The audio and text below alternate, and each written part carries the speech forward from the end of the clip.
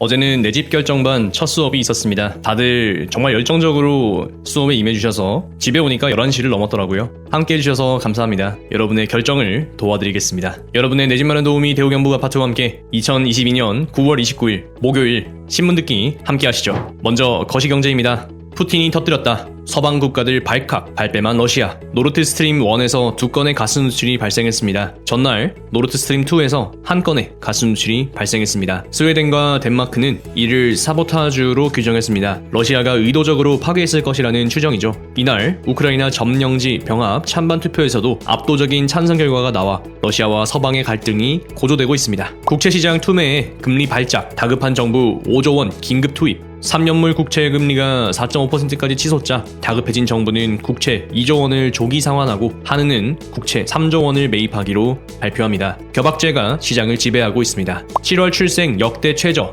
인구 33개월 연속 감소, 출생아 수는 76개월째 하락하고 있습니다. 혼인 건수도 5% 감소했습니다. 사망자 숫자는 1.2% 늘었습니다. 10년 뒤에 대한민국이 어떤 사회가 되어 있을지 짐작조차 되지 않습니다. 킹달러와 무릎 꿇은 시황제, 14년 만에 바닥두른 중국 위안화, 고시 환율이 1달러에 7.1위 안에 육박합니다. 어마어마한 평가 절하가 일어나고 있습니다. 급격한 상승이 쉬어갈 수 있기를 바랍니다. 인천 항만, 공항, 중국 수출 거점 맹활약, 코로나19 기간에 해상항공, 복합 화물운송이 빛난 활약을 보였습니다. 저렴한 해운과 빠른 항공으로 수송의 시너지가 톡톡 있었던 건데요. 중국의 수출 거점으로 잘 활용되었습니다. 다음 섹터입니다. 부동산 세금 연 100조 넘겼다. 부동산 가격 상승과 주택 관련 중과세 규제 도입 등으로 세수가 어마어마하게 불어났습니다. 이러니 정부와 지자체 입장에서는 부동산 세수를 놓기 힘든 것입니다. 국고를 빵빵하게 만들어주니까요. 반대로 이건 국민이 가져갔어야 할 차액이기도 합니다. 환경 탓하려는 건 아니고요. 그 환경에 맞게 적응하고 대응하는 것은 당연하다 생각합니다.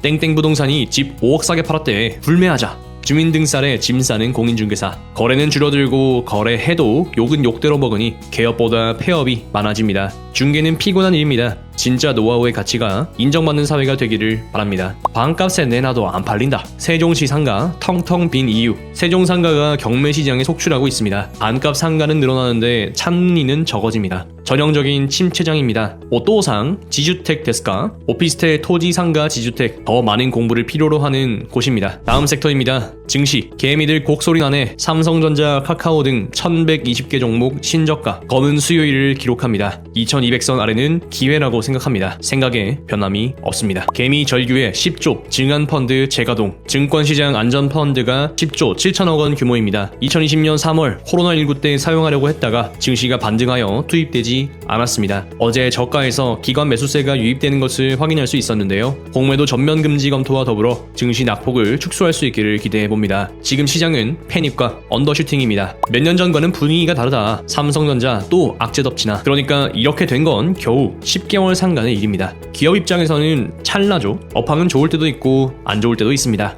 10개월 장사 안 된다고 미래에 장사 안 될 거라고 기업이 문을 닫나요? 돈 벌려다 30% 날렸다. 4조 원이나 쓸어 담았는데. 네이버 카카오의 소액 주주 수가 300만 명을 넘습니다. 올해 개인은 네이버를 2조 4천억 원치, 카카오를 1조 9천억 원치 사들였습니다. 현재 주가와 비교하면 약 30% 손실권에 머무르고 있습니다. 성장주 투자가 결코 쉽지 않다는 것을, 현금 비중을 지키는 것도 결코 쉽지 않다는 것을, 분할 매수가 중요하다는 것을, 가격에 대한 이유는 언제나 사후에 온다는 것을 이번 장을 통해서 배우셨을 겁니다. 고강도 긴축 후폭풍, 애플 증산 접고 미국 집값 10년 만에 꺾여. 애플이 신형 아이폰 14 증산 계획을 접었습니다. 중국 스마트폰 수요가 적은 탓으로 해석됩니다. 수요 공급의 법칙을 생각해보면 절대 가격이 비싸다는 것이겠죠. 고강도 긴축이 물류, 목재, 부동산 등 전방위적인 영향을 끼치고 있습니다. 다음으로 차트 보면서 1위 시황 점검해보겠습니다. 먼저 한국 증시입니다. 코스피는 2.45% 하락한 2169, 코스닥은 3.47% 하락한 673을 기록하고 있습니다. 어제 하루 우리에게 잠깐의 기대가 있었는데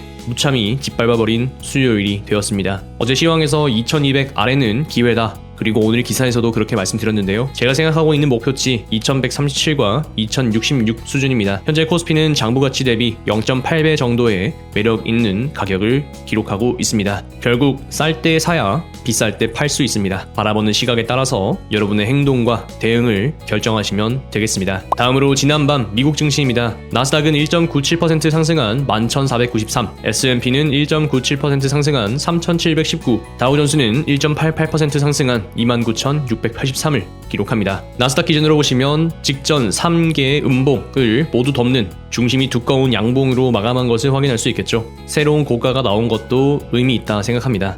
아직까지 갭으로 하락했던 11,500선을 넘지는 못했기 때문에 완전한 반전이다 라고 하기에는 어렵지만 기대를 좀 보태본다면 12,500선까지는 추가 상승할 수 있는 여력이 있지 않을까 생각을 해봅니다. 이게 그림상으로 쌍바닥을 만들 수 있는 그런 그림이라서 그렇게 하고 중기적인 상승이 한 번쯤은 있으면 좋겠다 생각을 하는데 그걸 지금 판단하기에는 좀 이른 것 같고요. 아직까지 전반적인 상황이 해소된 건 아니기 때문에 유의하면서 그냥 3개의 음봉 뒤에 긴 양봉이 나왔다라는 걸로 위안을 삼도록 합시다. 다음으로 비트코인입니다. 2.66% 상승한 19,580 수준에서 왔다 갔다 하고 있습니다. 변동성이 어마어마하게 큰 상황인 것을 확인하실 수 있겠고요. 그만큼 투자 난이도가 굉장히 높은 자산이니까 공부를 많이 해보시면 좋겠습니다. 그러고 보니까 비트코인이 하락했던 기간이 거의 1년에 가깝게 시간이 지나가고 있다 생각이 듭니다. 굉장히 지지부진하고 오랜 시간을 쌓아오고 있습니다. 투자라는 게 결코 이게 쉬운 게 아니네요. 그죠? 인내심을 참 많이 필요로 한다 생각이 듭니다. 다음으로 원유입니다. 어제 하루 5% 상승해서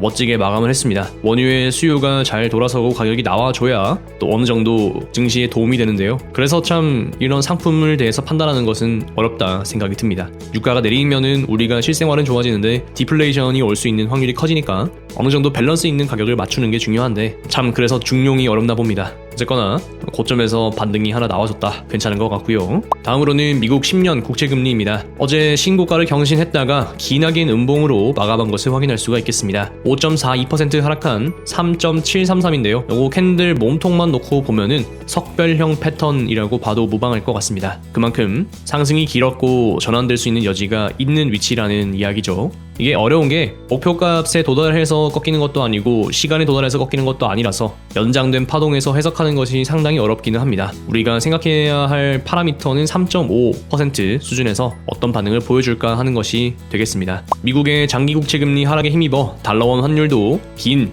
윗꼬리를 달면서 1,424원으로 마감을 했습니다. 이렇게 긴 윗꼬리가 등장할 때에는 꺾일 수 있는 어떤 반전의 신호로 해석을 하면 좋은데요. 1,400원 밑으로 하방할 수 있기를 기대해 봅니다. 그런 반응이 나와주면 참 좋겠다 싶습니다. 전반적으로 증시 상황은 몹시 안 좋습니다. 이게 자산시장 전체에 영향을 미친다, 심리적으로 많이 붕괴되어 있다라는 것을 생각해 볼 수가 있겠죠. 그렇지만 시간이 흐르면 또 이런 하락을 추억하고 그때 살 걸 하는 후회와 생각들이 쌓이기도 합니다. 그만큼 우리가 가격을 판단하는 것은 어렵고 거기에 맞게 기준을 세우고 대응하는 것도 어렵다 생각합니다. 이런 시기가 여러분들이 자산시장에 대해서, 재테크에 대해서 공부하는 좋은 시간이 되었으면 좋겠습니다. 중요한 건 죽이 되든 밥이 되든 시장에 계속해서 발을 붙이고 있어야 하는 것입니다. 이 시장은 냉정해서 이제 그만해야겠다, 때려치울래 하면은 쌩하니 지나가 버립니다. 목요일입니다. 저는 목요일을 굉장히 좋아합니다. 금요일 하루만 더 하면 주말이 올 거라는 희망이 있기 때문인데요. 여러분은 월화수목금 중 어떤 요일을 가장 좋아하시나요? 오늘 하루도 파이팅 하시고요. 함께하는 이들에게 웃음과 행복을 전해줄 수 있는 그런 하루가 되었으면 좋겠습니다. 이상 대우경북아파트였습니다.